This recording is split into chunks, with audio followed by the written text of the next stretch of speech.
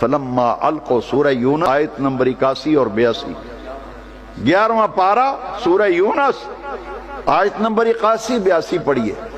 فلما القوا، قرآن کہتے ہیں جب جادوگروں نے جادو چلایا، قال موسیٰ، حضرت موسیٰ علیہ السلام نے فرمایا ما جئتم بسحر، سحر جادو نو آخ دیں۔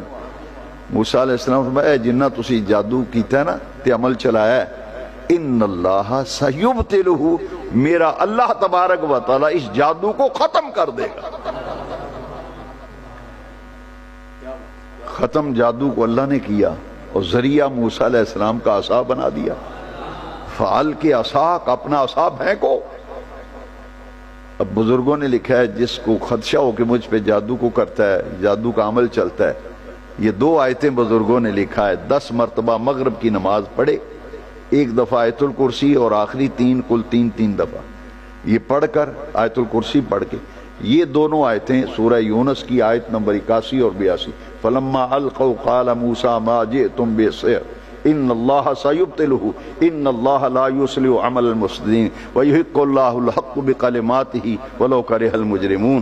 یہ دونوں آیتیں 10 دفعہ پڑھ کے قمیص کا بٹن کھول کے سینے پہ دم کرے، اس کی برکت سے جادو کا اثر ختم ہو جاتا ہے۔